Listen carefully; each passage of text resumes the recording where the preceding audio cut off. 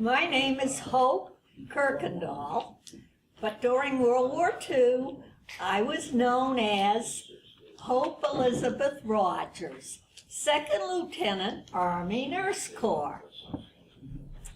I graduated from training in 1943, had to wait until I became a registered nurse. They wouldn't let me in before then. So in April, over I went, and it was so exciting. I went over on the Edmund B. Alexander, and that was a merchant marine boat, and it was the worst thing I've ever been on in my life. The fuel fumes were horrible, and everybody smoked in those days. So between the smoke and the fuel, I threw up the whole way over. We landed in Liverpool, went to Wales.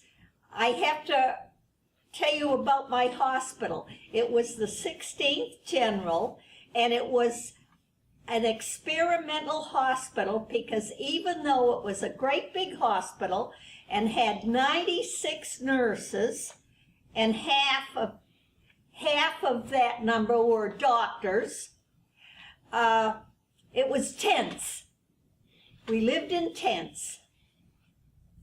And we all had to know how to put the tents up. And of course, when we got over there, the Germans would put them down for us. We never had to take them down. Well, after D-Day, we went across the channel, and it took us 3 days to get across. We had to zigzag around. And the doctors were wonderful to the nurses. They said, "You can have our bunks."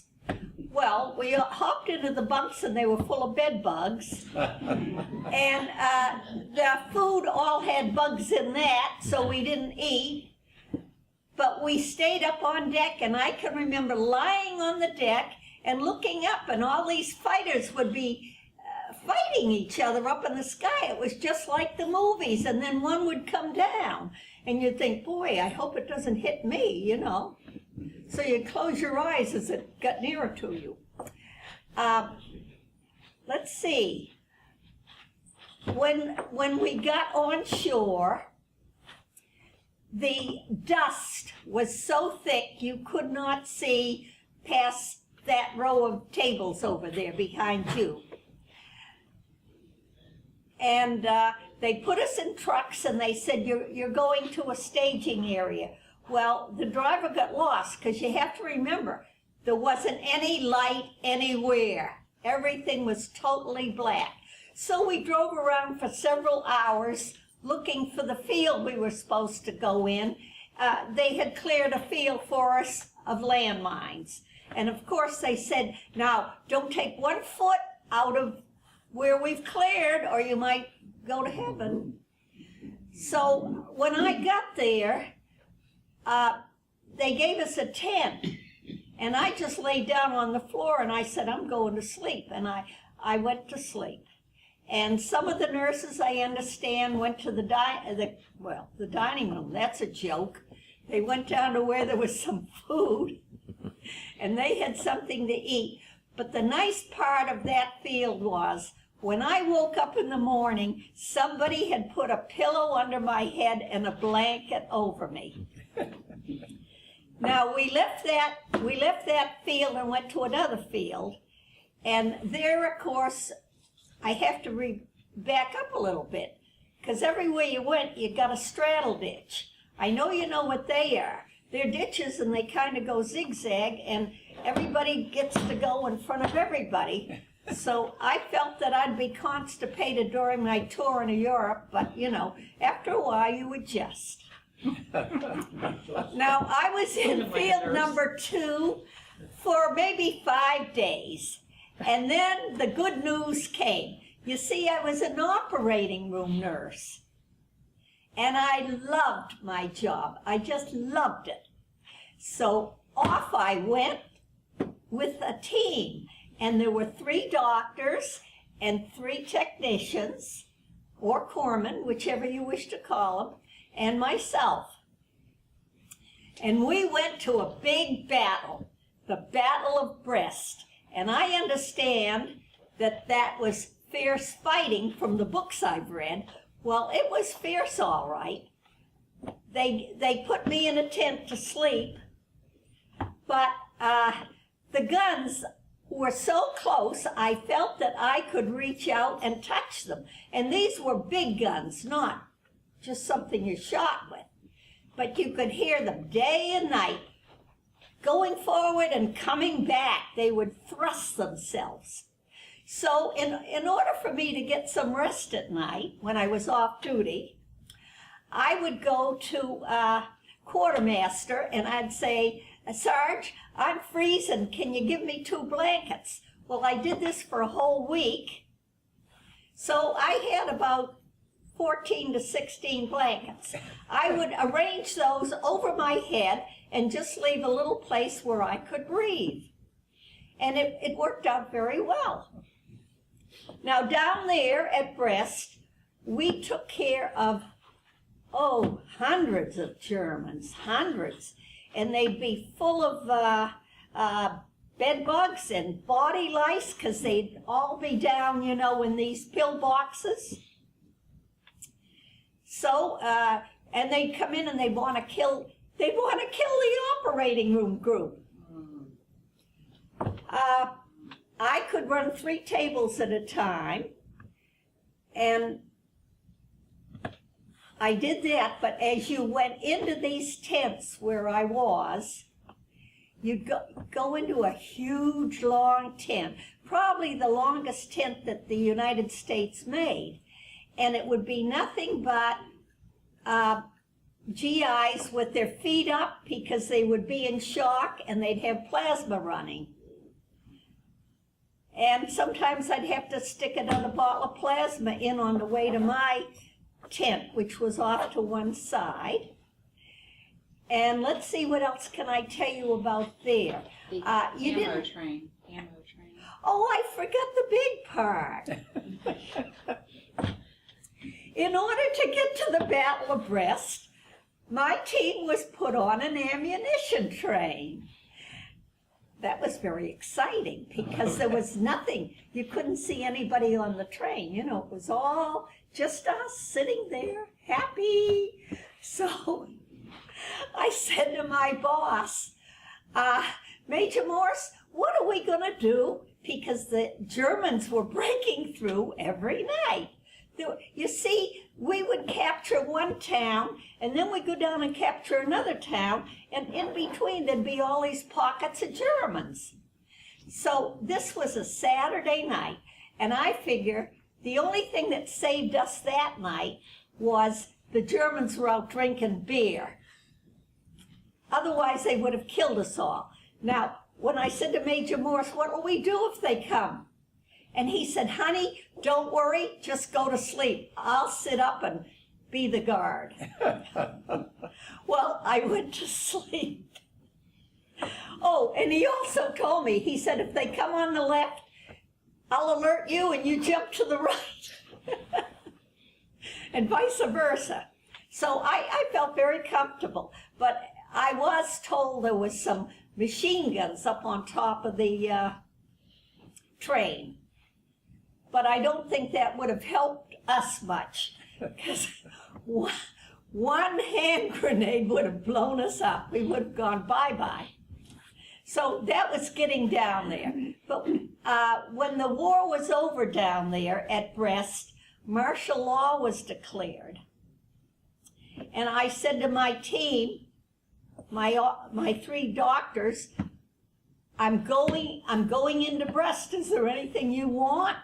And they said, oh yes, bring us some guns, German guns. Okay. So I went in a Jeep with 2 officers and a GI, and there were some dead Germans laying around. So I took 3 guns, I picked them off the bodies, and put them in the Jeep and took them back and gave them to my doctors. But when you'd go down into these places where the Germans were, it was very interesting because the cereal in one place was still warm on the stove, and the sheets were all bloody. They had bunks in these pillboxes. And they must have dragged everybody out at the last minute. Oh, and I went down, Brest was the big U-boat place. And I went down in the pens where all those U-boats used to be. But they had taken all the U-boats away, and you could see where the Americans bombed when you look up the big holes in the ceilings of these pens. And also the French Military Academy was there in that town. Well, after Brest, my team went up to Paris because the hospital that I was affiliated with, the 16th General, were now sitting around in Paris. I don't know, they'd been there for a while. So when we got there, we were there a day and a half, and we went into Paris. And then the other half day, we got on a train and we went up into Liège. Well, now, Liège was taken. That's Belgium. Liège was taken, but the Germans had come out at night. And so would the collaborators. So, of course, all the windows are boarded up. And my name was Rogers, so A slept on the first floor, B the second. So everywhere I went in Europe, if I was in a building, I'd be in the attic. So this place, I was in the attic, and I listened to Hitler saying, "Get out of town, because if you don't, you're dead." So we decided we'd sleep on the first floor. Well, the only place to go was, there was a bank next door, and the bank guard said we could sleep in there, and he put us in an inside room, I think where the money was. Well, it was deathly dark, and I have to tell you, this was Buzz Bomb Alley, so there would be 3 to 4 buzz bombs coming over in a 5-minute period every night, day and night, day and night. And these bombs didn't know what they were doing. I mean, they'd come, but they couldn't hit anything specific. If they hit something specific, it was by mistake. And so here I am in this dark room, and a V1 dropped, and the place next to us, which was a great big building, it just went bye-bye. So I said, "Oh, this is exciting. I have to see what's going on." So I ran out of this blackened room, and I started running as fast as I could to where I thought the front door was. I was going out, and look. Well, what I didn't know is there were marble stairs going down to the front door. So in the dark, I did get airborne. It was a different, I could feel myself up there, and I thought, where is the floor gone? But the security guard chased us back into the dark room. But that was only for one night. Shortly thereafter, we went across the river and towards Aachen into our tents. And there, everybody had a tent except the nurses, and they lived in a chateau. Well, now, that sounds so exciting, but let me tell you, it was a far cry from exciting. Now, we were bombed, I think 3 times, and strafed at least once, and then we had prisoners of war that had a great big compound on one side of us, and they came over and strafed. Here they are trying to kill their own people. But we did manage to shoot down one German aircraft. Let's see, what can I tell you about that place? Lots of blood. lots of snow, lots of cold. Now, when the Bulge started, this was right at Christmas time, right after it had started. We got the old colonel back that had been on the front. And you know, when anything bad happens, they always grab the top man and say, "You're to blame, you should have done something different." So we got him back into our outfit. A French liaison officer brought him in. He was trying to get back to headquarters. Now, during the Bulge, sometimes we were in front of our lines, sometimes we were behind the German lines, and we didn't quite know where we were. But I would say off the top of my head we were 8 kilometers from the Germans when they started to move back. But before that, nobody knew who was on what base. And we acted as a holding office, a holding station. That meant you got shot, you came to us. So we had a lot of mud on guys, a lot of dirt on guys, and of course a lot of blood on guys. What else was going on up there? Oh, I have to tell you about, they told us, they said, get ready to leave. Well, they took us to our bedding room, and they said, now, just take out what's important, because you have to get out of here. The Germans are just down the road. So I looked through all my treasures. You know, I collected souvenirs. Being in my early 20s, I would pick up all sorts of little treasures. So I started putting them in the pockets of my fatigues, and finally I got quite loaded, and I said, well, I just can't get any more in. I said, who's taking us? They said, well, you know, the patients that are left are getting the ambulances. You got to make your way yourself. I said, you mean we're going down to the river? Oh, yeah, but, you know, you have to get across the river. And, you know, they kept blowing out the pontoon bridges. So I said, I've decided I'm not going to swim in that ice water. It was December. I said, I'm going to be captured. And they said, oh, the Germans are going to love you when they see what you collected from them.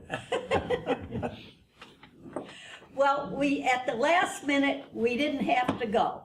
But all this time, the operating room was going day and night. Now, back to the night I had that old colonel come back. I took him down to the chateau, and we had one couch in the room, the living room, and I sat him on the couch, and I helped my boss. She had, this was supposed to be a celebration party of Christmas. She had that purple stuff that we washed our hands in. It was alcohol.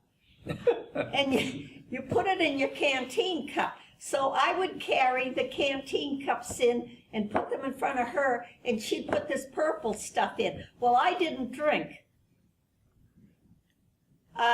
And if I had have drank, I never would have drank anything purple. So I did that, and then I took the old colonel and the Frenchman that was his caregiver. I took them down to the mess hall. It was time to eat. So they got their food, and they were standing there by a table, and the lights went out, and all hell broke loose. You know, you could hear guns and bombs and everything else. So naturally, I knew something was going on. So my boss, Major Morse again, he kept me the whole time. He was, by the way, he was an old man. He was 35 years old. I mean, that was way out of my league. Well, Major Morse told Gillard that had been pouring the purple stuff. He said, give me Hopi and I'll be fine. So I went in with him. Now I want you to know that I'd gone to work 7 to 7. Then I went back on duty like 7:30, and I worked till 3:30 in the morning. So the days were not too short. Well, that night, and they shot up our tents that night, and there was blood everywhere, and a lot of the guys that, we had sewn up and were ready to go back up to the front when they get a little bit better, they were killed in their beds. So at 3:30, we left, and I went back to the chateau. And now, remember, no lights. So I felt my way up to the attic where I lived, and this was maids' quarters when people were rich, and there was a big round day area, and around there was little dinky rooms, and I had a roommate, and she and I lived in one room, and I had counted the steps so that when I got off the stairs going up, I could count the steps and go straight to my room. So I started across the day area, and the day shift, who didn't have to go back to work, just the operating room, they had found some kind of a stupid little Christmas tree and put up paper on it, and I fell into the Christmas tree. Now, this is all after 3:30 in the morning, and I had to be back on duty, remember, at 7. So I didn't cry. I think I just let out a horrible howl, like a wounded antelope or something. But nobody cared. They could have cared less.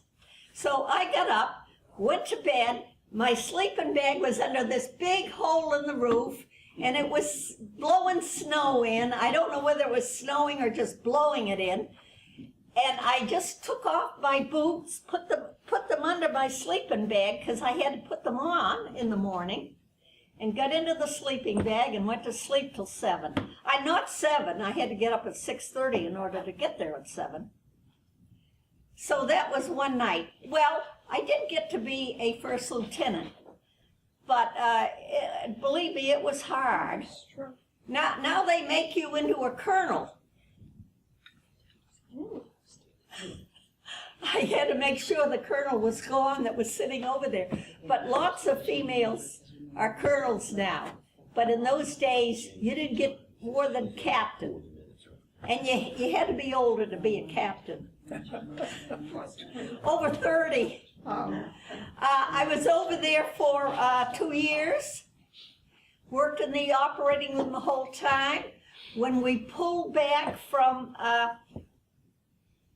the area by Aachen, we went to a place called Chalon-sur-Marne. It was an old cavalry base in France, and the interesting part of that is we had a captured German hospital in its entirety on one side of us, working for us. And sometimes the doctors would come over and bring a very sick patient, and Major Morse would open them up, and we'd all look inside and try to fix him up, and the doctors respected each other. Now, I'd like to tell you about the airplane we captured. This was at the time of Christmas, and I will hurry. But it seems that Hitler called all his Luftwaffe in, and he said, you take your airplane and you get up in the air, and you don't have to come back till you have no fuel. Well, how are they going to come back if they had no fuel? So this man that we captured, he said through an interpreter, he said, I said goodbye to my wife and my baby boy, who was 1 year old, and he said, I knew that tonight I was going to die. So he came up, and he started circling around the prisoner of war encampment, shooting, of course. We have to remember that the whole time bullets were flying. And the guards that were guarding the Germans, they had machine guns. So one of the guards turned the machine gun on this pilot as he was coming in, and bingo, brought him down. So we got him immediately into the OR, but he was so broken up that you couldn't open him up or sew him or do a thing for him, and he was blind from the fire in his airplane, but he was awfully, awfully nice.